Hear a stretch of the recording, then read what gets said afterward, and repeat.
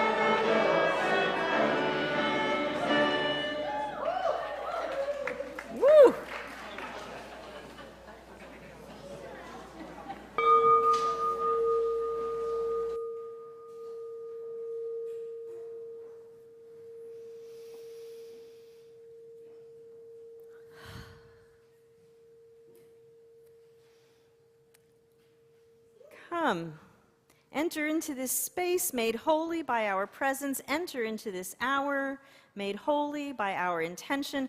As waters that merge to flow into the sea, let us also come together, each from our own headwaters, to join in religious community. Let us worship together.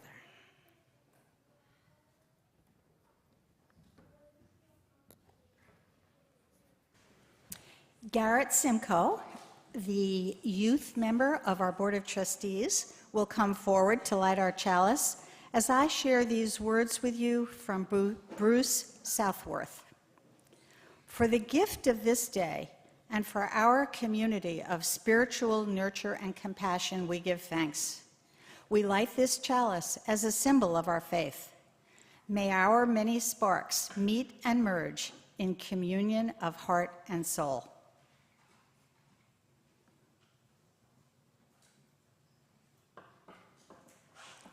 Thank you, Garrett. I invite you to rise again in body or spirit and join in singing our first hymn, number 1046 in your teal hymnal, Shall We Gather at the River?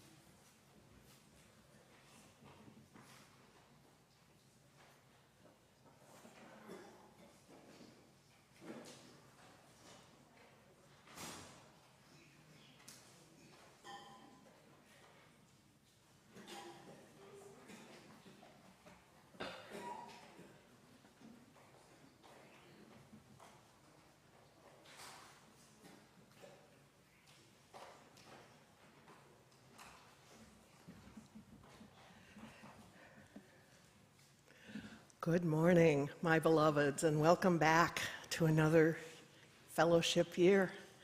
I just got back from Greece. When I headed to Greece, my lovely partner, Dan, asked me rather anxiously if I was just going to stay there. And truthfully, it is so wonderful. However, it seemed that the airlines wanted me to stay there because a one-day trip ended up being a three-day trip. So if I'm a little groggy this morning, that is what's going on. This service is about water and our ingathering and how we all actually come together around water, in water, through water. The Lakota say, Mini Wakoni, water is life. And that is so, so true. And I just got back from Greece where before we went, they had horrible, horrible fires. And so traveling up to Delphi to see the temple to the goddess Athena, we saw the hillsides. And then the second week, they had horrible, horrible rain and floods. And there's going to be a beautiful song later today in the service that talks about how we persevere in the face of fire and flood. But right now I want to talk about turtles. So we went, Kelsey and I, to the island of Zakynthos, and it is one of the few places on the planet where these giant loggerhead turtles breed. They're called karitas in Greek. And so every year, the mothers come back, and many of them try to come back to the same nesting ground. And they go back to the beach, and they crawl up, and they dig furiously, and they lay many, many eggs, and then they cover up their nests. And then the turtles grow in the nests and hatch and head out to the sea. Well, you know who else likes beaches? Yeah, we humans, we really like beaches. So it can be a bit complicated to allow both species to safely inhabit the beaches. And one of the things, we met a rescue group in Zakynthos that is working to save these turtles. And so there are laws, but they aren't enforced. So they go out to the beaches and they put these little traps over the nests. But there's no signage, and so we learned that if you walk too close to the nests, it's like a little earthquake to the turtles, and they think, oh, it's time to wake up, which we don't want them to do. And we also learned that sand castles can be deadly because the turtles are not, they're not that bright at that stage. They need a straight path to the water. So one of the things that these organizations do is they also put up these barriers between the nests and the water so that the turtles will go the right direction towards the moon. And so Kelsey and I were walking around the beaches destroying the beautiful artwork of children so that the turtles could go along. So when these turtles come up, they are very little, and there's bunches of them, and they come out of these nests, and then they try to dig their way along in the sand to get to the water, and they kind of flop along like this. And there have been people who, in addition to putting up barriers and guideposts, have also worked to lower the lights, because turtles get confused. They're heading to the moon, and if the moon is competing with, the lights from bars and restaurants and all the fun stuff that you can do at a beach, it can be hard for them. So another thing I learned was that we Americans were actually doing a really good job of protecting the turtles. Turtles hatch in Florida and Texas, not states that I frankly ever thought I would name in this building, but yes. And they actually do protect their turtles there, and they have very good processes for them. So I brought back, this is one of the loggerhead turtles, a caritas, but it's also a chalice, which seemed fitting, and I'll put it back in RE. But they're beautiful, beautiful, and the one we saw in the water was about this big. So, yeah, so we all head to the water. We all need the water. And may we all protect the waters. Amen.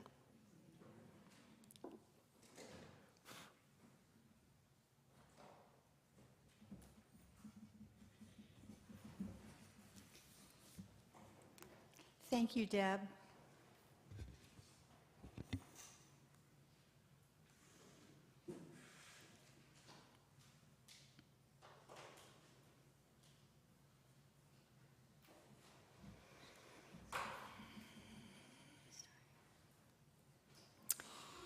For our time of meditation and prayer, I will begin with the words, and then we will sit in silence for a minute and emerge from our silence with hymn number 279 in your gray hymnal, if you'd like to open to it now, by the Waters of Babylon.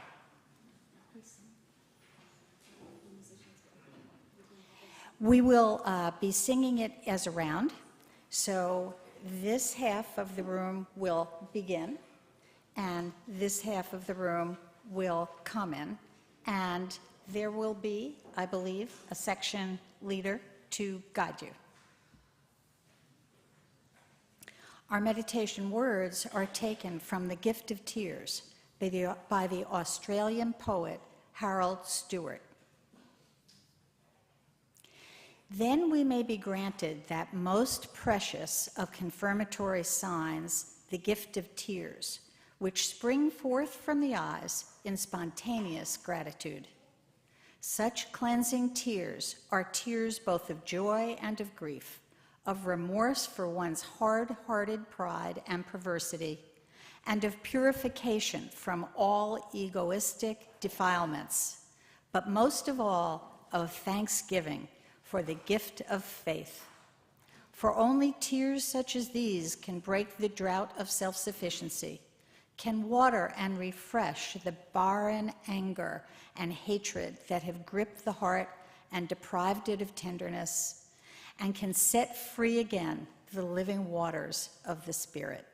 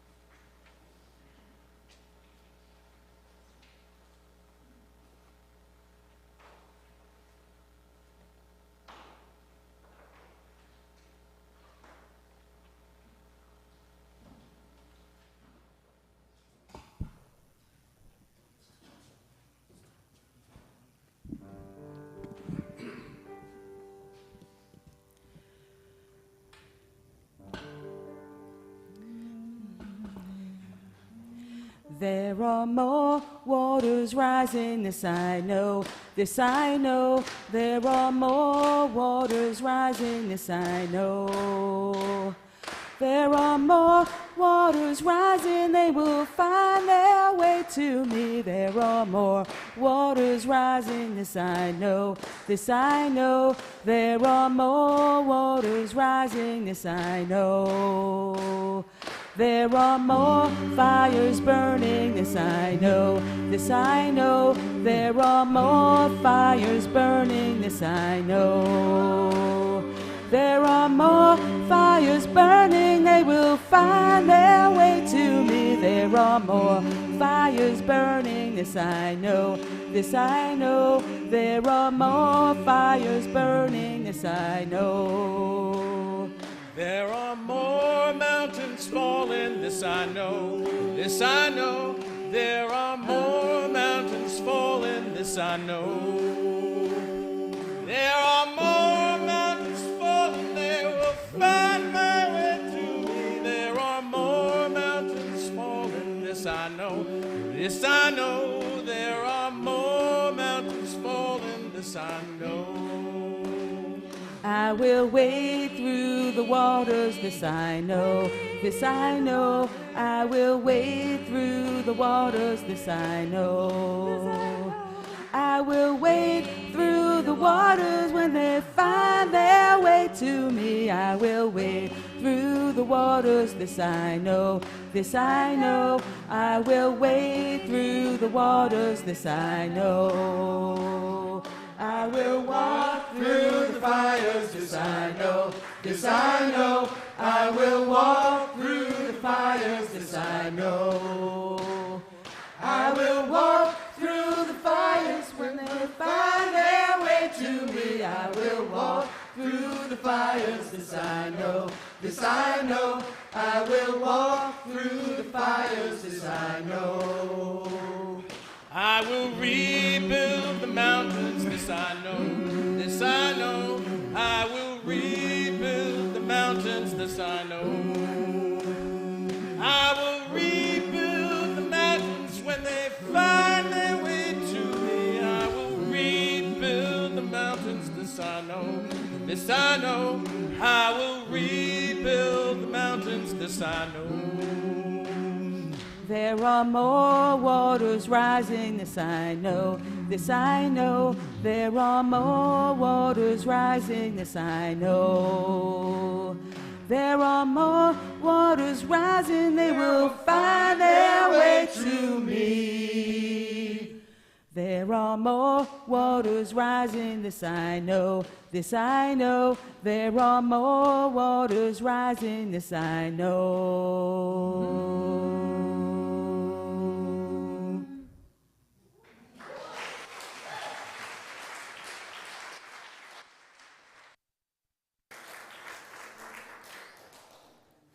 Yes, indeed.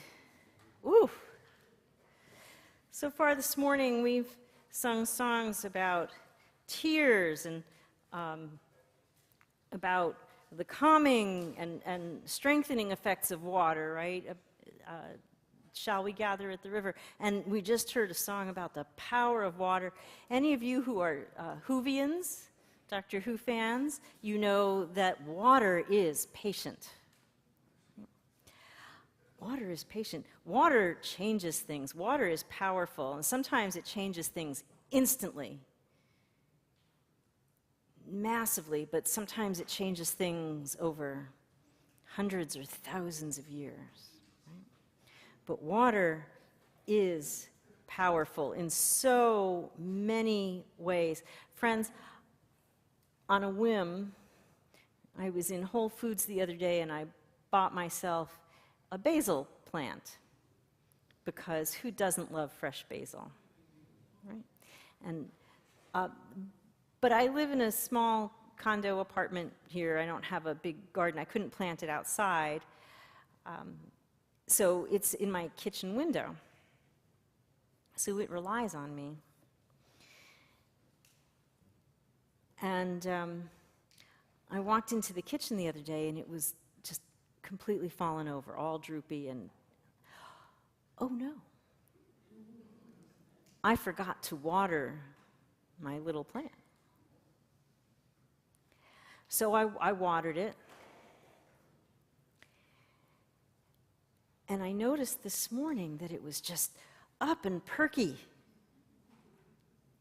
We all need water, right? Every living thing needs water to survive. And in this instance, I had to provide it. Have you ever not had enough water and you feel like that? You're all droopy and then you have some water. And oh, I feel so much better. There is life-giving power in the water. But there's also power in tears. We sang about tears. We sang by the waters of Babylon. That's from hymn 139, I think. It's 139 or 137, but I think 139, which is a lament. 1/3 of the book of Psalms are laments, complaining in faith to the divine. And this is a corporate lament, a lament of a whole people who are complaining about being in exile in Babylon.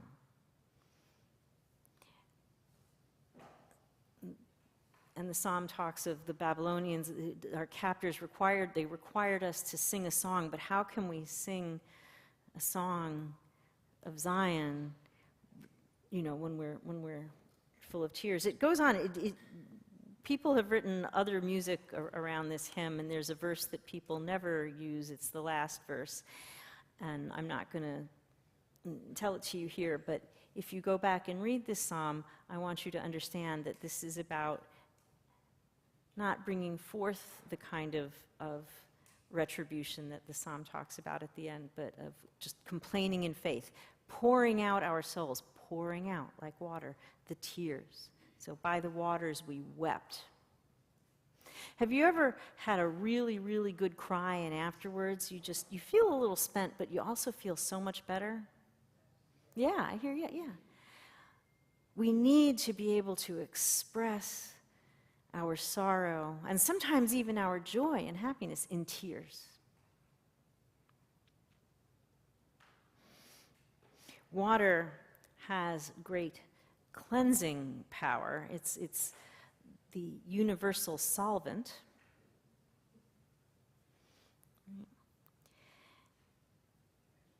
I was reading an article recently that said the best cleaner for your fruits and vegetables, find out what the best cleaner is for your fruits and vegetables. Those eye-catching taglines that make you clickbait, they're called, right? And it was no surprise to me that the best thing you can do to clean your fruits and vegetables is rinse them in water. Yeah, rinse them in water. It's the best thing. We clean ourselves in water. We clean our fruits and vegetables with water. We clean our patios with, if you have a power washer, it uses water. Right? And so it's no surprise that in faith traditions all around the world, there are rituals that involve cleansing with water. Now, many of you were raised in the Christian tradition, and you know that baptism is a ritual cleansing in water. Well, where did baptism come from? John the Baptist wasn't a Christian. He was a Jew. Well, in Judaism, if you were raised in Judaism, you know that there's a ritual bath. Who can tell me the name of the ritual bath? A mikveh. Yes, it's a mikveh. It's a ritual cleansing in water that involves dunking in water. And in some traditions, for example, in the Hindu faith, the Ganges River is sacred and people bathe in the river ritually, right? And I've seen people of many faiths bathing ritually in rivers. I remember seeing, I believe it was a group of Sikhs, and I stopped to talk to them. I was on a boat at the time, but their headdress made me think they were probably Sikhs, bathing in a river, in what was clearly a ritual. So all around the world, we understand the power the metaphorical power of the cleansing.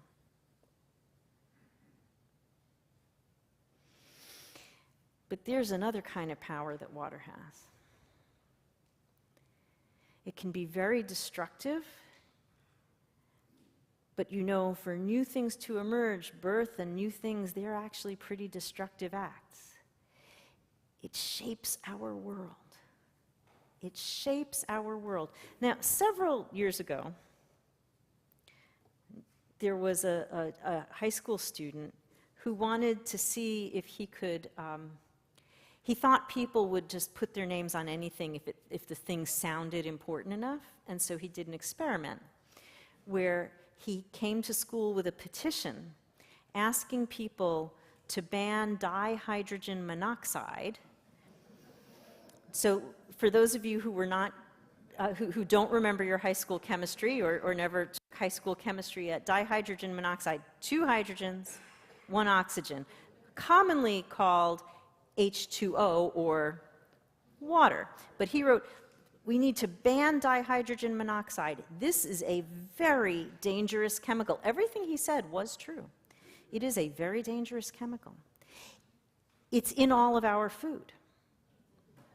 It is. It kills many people every year. Sadly, it does.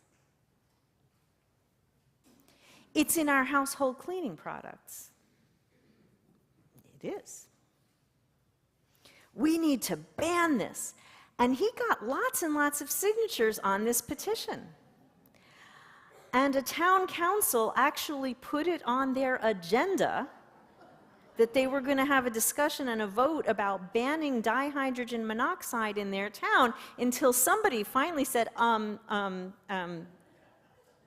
do you know what this chemical is?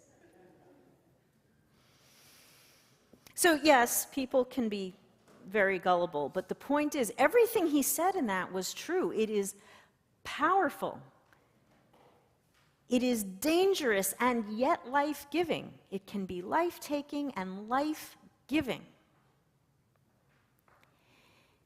It is a force, and it is especially a force the more of it we get together. Right? We sang just last week, much water can turn a mill, singly none. Many drops can turn a mill, singly none, right?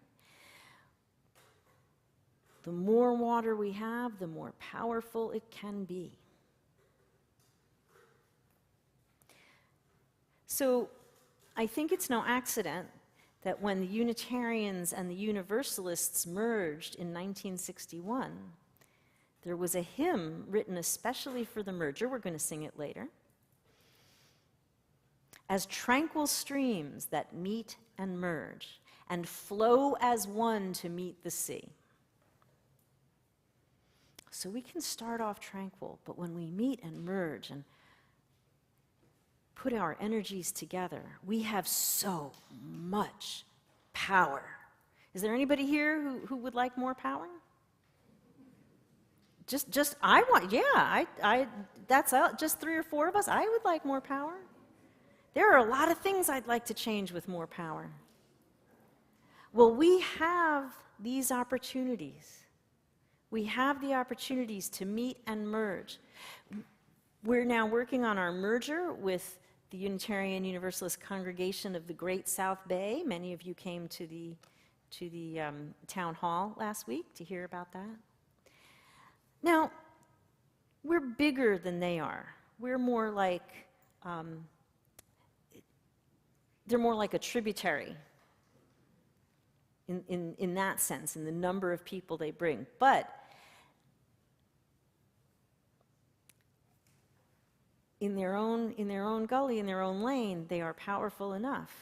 And we will be more powerful together, yes? We will be more powerful together. So today, we are going to celebrate a uniquely Unitarian Universalist tradition, a ritual, the water ceremony, that began at the Unitarian Universalist Women in Religion Conference in 1980.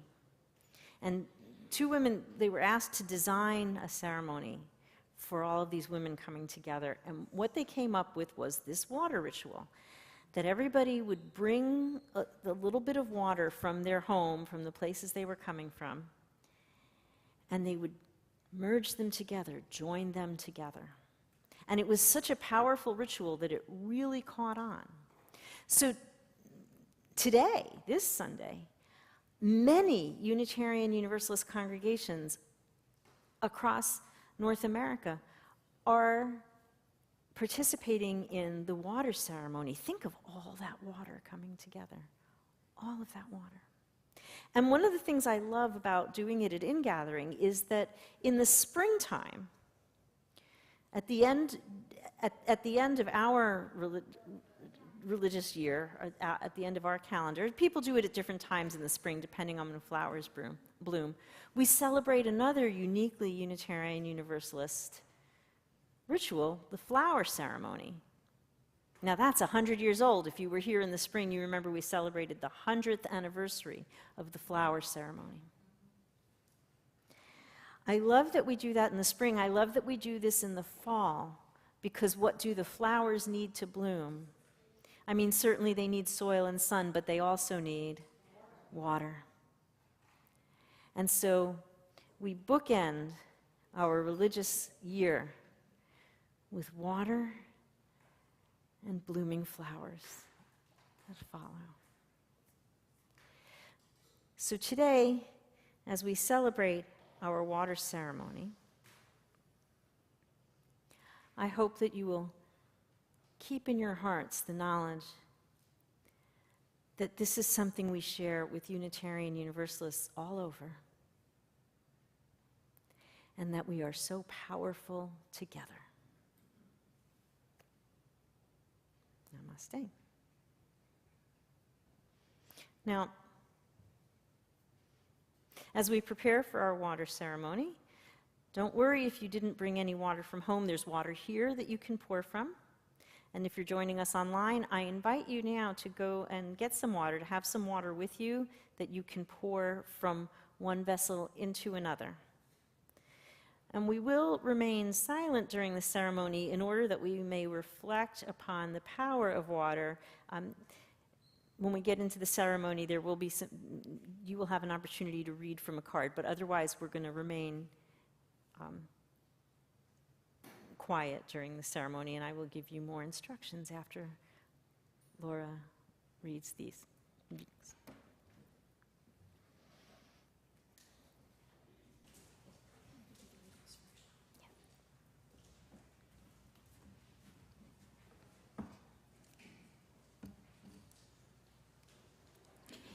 Our first reading is from Henry Wadsworth Longfellow.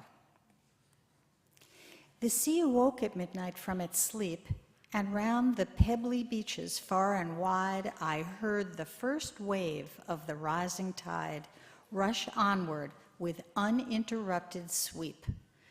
A voice out of the silence of the deep, a sound mysteriously multiplied as of a cataract from the mountainside, or roar of winds upon a wooded steep.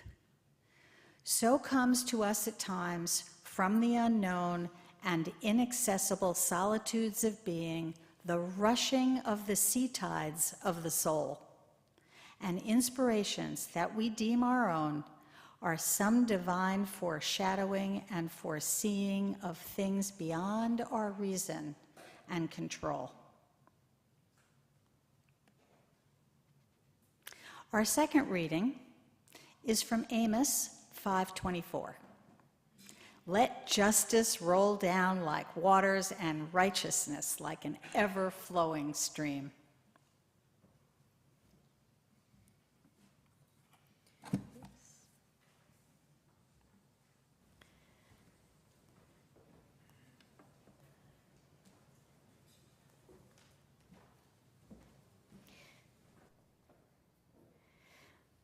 So beginning in the rear of the sanctuary, I wonder if I might ask the ushers to assist with this. In the beginning from the rear of the sanctuary, you're invited to come forward but from the center aisle, and then I'm going to ask, I'm going to ask you to return by the side. If we just push these chairs in, that will be fine. So you'll come up from the center and go back down the sides. There are cards here that represent the water of tears, the water of cleansing and renewal, the water of nourishment, and the water of change. As you pour your water into the vessel, you are invited to read aloud or silently from the card that speaks to you. For those of you online, the cards say, "This is the water of tears poured out to shed sorrow." Or, "This is the water of cleansing and renewal poured out for a new start." Or, "This is the water of nourishment poured out to sustain." And finally, "This is the water of change poured out to shape the world into the beloved community." After you pour your water, you are invited to receive a blessing from the water from last year's ingathering, which I have here.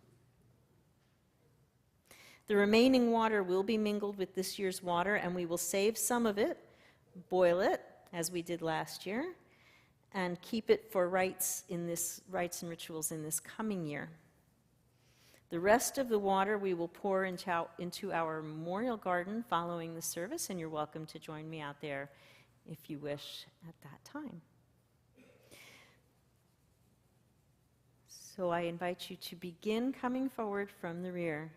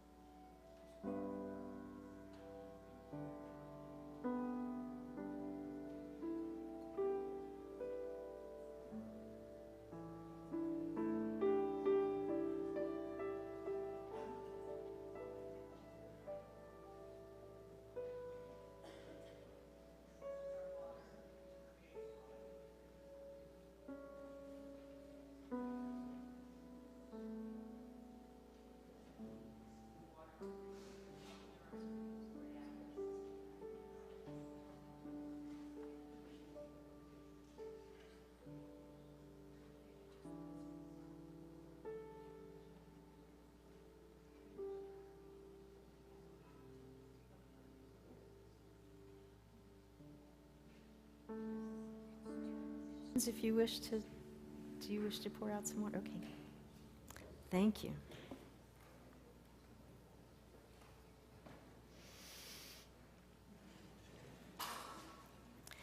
I love all the different vessels that people bring their water in with.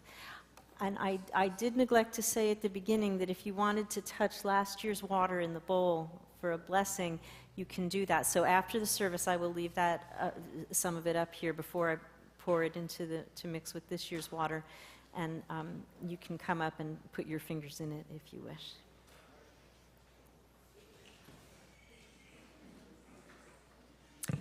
So, it is our spiritual practice to share our offering plate with an organization working for a more just future. Our Share the Plate organization for the month of September is Planned Parenthood Hudson-Peconic. This is not the first time we have partnered with Planned Parenthood. Their dedication to reproductive justice is important to many Unitarian Universalists, but I cannot recall a time in the past 50 years when reproductive justice has been as severely challenged as it is now. Planned Parenthood Hudson-Peconic, which serves Suffolk County, continues to provide much-needed health care services such as birth control, sexually transmitted infection testing, prenatal care, and gender-affirming hormone care. They offer reproductive health education that is comprehensive, medically accurate, and age-appropriate, and their doors are open to all, regardless of ability to pay. In giving to Planned Parenthood Hudson-Peconic, we support their good work in our local communities, so please give generously. Pour it into the plate. You may make your gifts in the plate or online. For those online, the link to donate is in the chat box now. Your offerings will most be greatly received, and would the board members bring the plates up? Thank you.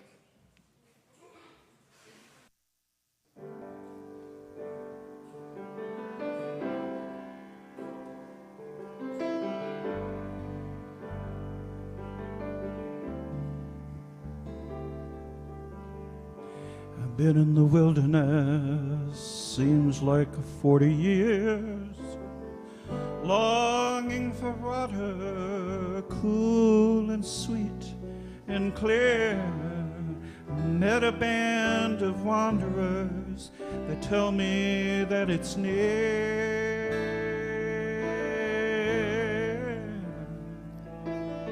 Everybody's thirsty, come on down to the water. Everybody's thirsty, come on down to the water. Everybody's thirsty, come on down to the water. Come to the water and live. Some say it moves by moonlight, some say it is the sun. Some say it's been here since time had begun. Some say it's many, some say it's one.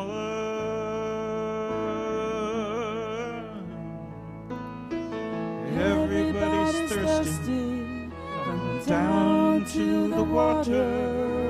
Everybody's thirsty, come on down to the water.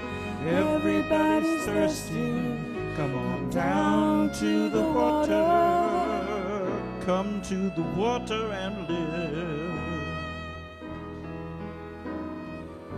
Men in robes will tell you that they own the stream. Just move yourself upriver.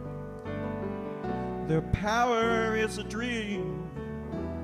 You can hold a mouthful in a trembling hand, but if you make a fist, not a drop can remain. Everybody's thirsty, come on down to the water. Everybody's thirsty, come on down to the water. Everybody's Everybody's thirsty.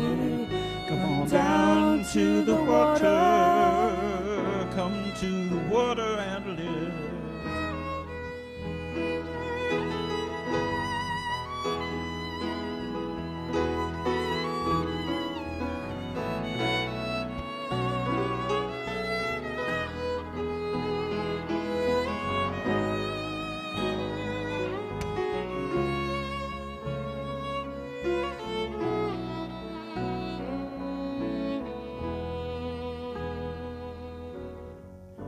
It doesn't matter with a bowl or a cup, with a glass or a bucket. You can lift it up. It doesn't matter if you feel or if you think. When you are parched, all you have to do is drink. Everybody's thirsty. Come on down to the water.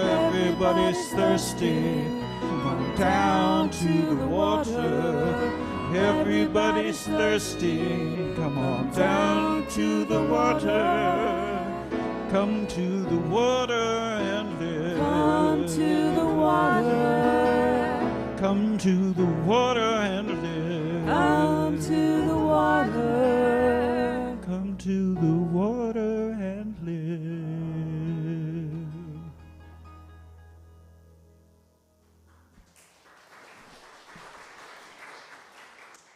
Thank you.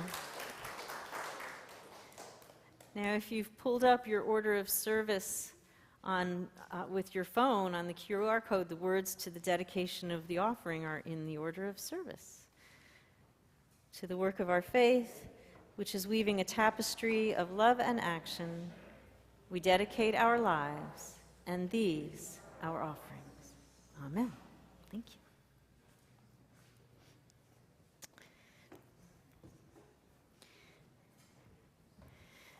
Would have been very smart if I had brought this with me the first time I went down the stairs. Huh? So, if you're a student or a teacher returning to school this year, you are invited to come forward with your backpacks for a blessing and a small little gift that, that Deb Little has prepared for you. So I invite you to bring your backpacks forward now. If you forgot your backpack, you can come forward with your virtual backpack. That's fine. And receive a blessing for your virtual backpack. Yeah. And this is for students and teachers. Yeah? We're all right.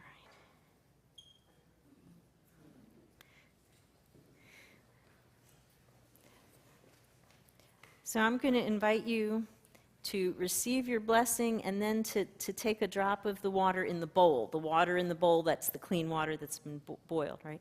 And put a drop of that on your backpack after I say this blessing.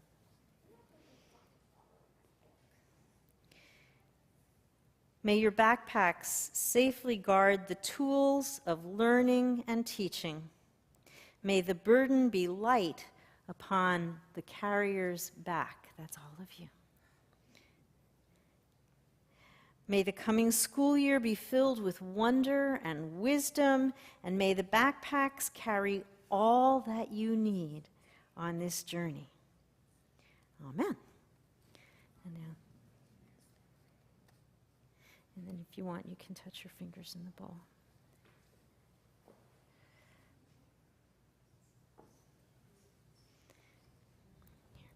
Here, I'll do it.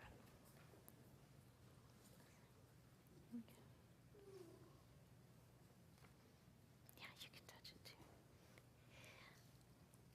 Blessing on the backpack. Do you want to put your fingers in? You can touch it. You want to touch it? Yeah, go ahead. A blessing. That's for a blessing. That's right. 7 principles on one side. A blessing on your school year.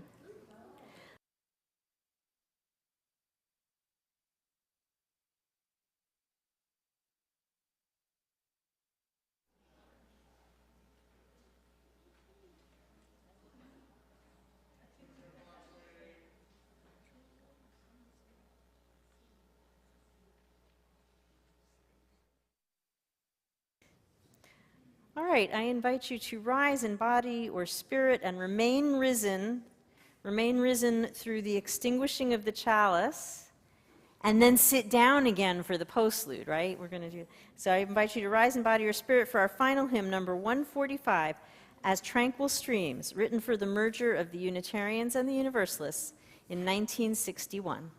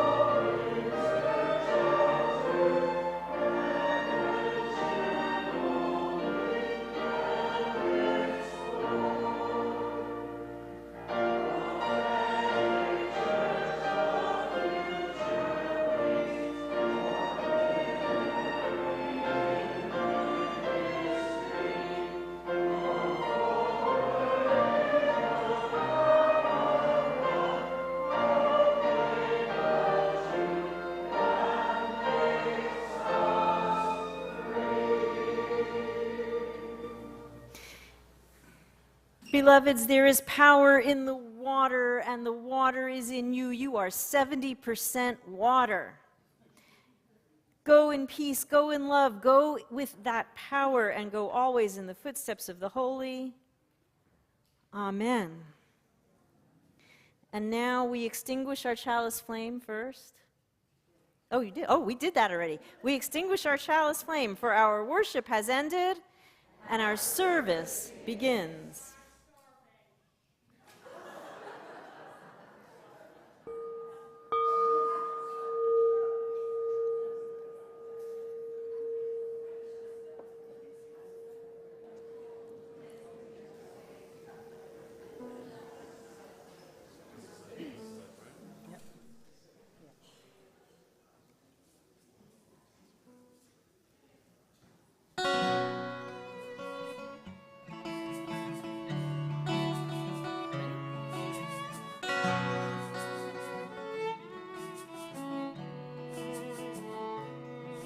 In the ever-shifting water of the river of this life, I was swimming, seeking comfort. I was wrestling waves to find a boulder I could cling to, a stone to hold me fast, where I'd let the fretful waters of this river around me pass.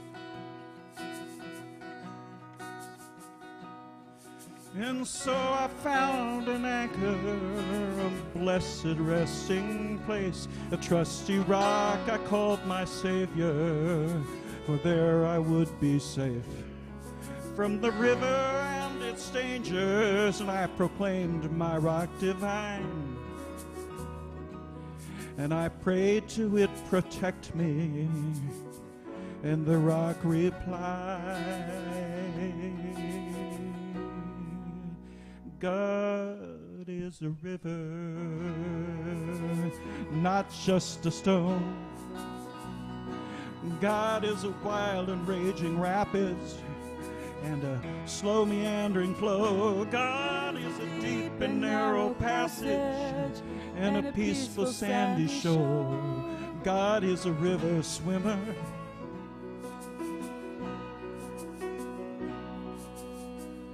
so let go.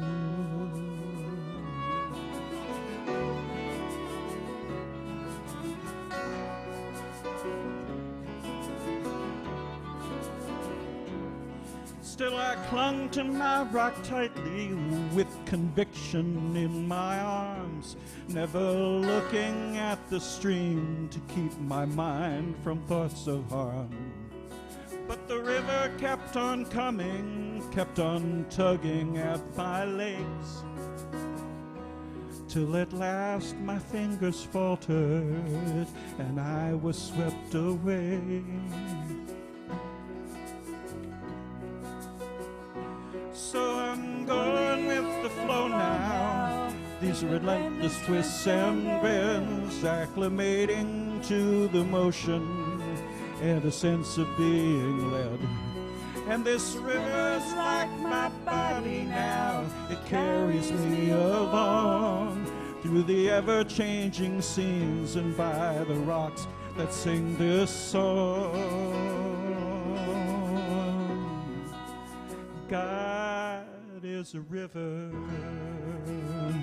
not just a stone. God is a wild and raging rapids and a slow meandering flow. God is a deep and narrow passage and a peaceful sandy shore. God is a river swimmer, so let go. God is the river swimmer.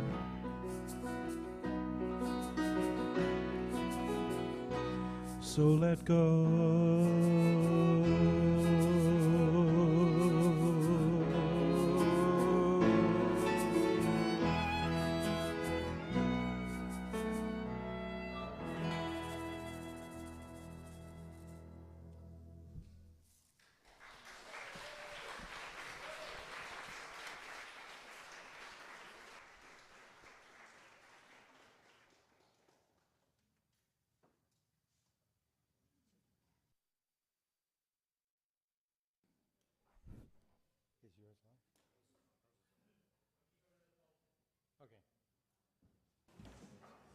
Sorry to hold you for just another minute, but I have an important announcement. Your search committee has been actively engaged in setting the stage to obtain your feedback as we seek to call our new settled minister next year. Towards that end, we have now posted a congregational survey. This process will gather information about all our members and friends to present to potential minister candidates, and will be an opportunity for you all to tell us what we should be looking for and what skills and qualities are important to you. This is not a quick 2-minute questionnaire. Rather, the survey will take about 15 to 20 minutes to learn about your thoughts and priorities for the person who will lead us into the future of our fellowship. To access the survey, go to the UUFSB website and click on the link in our homepage.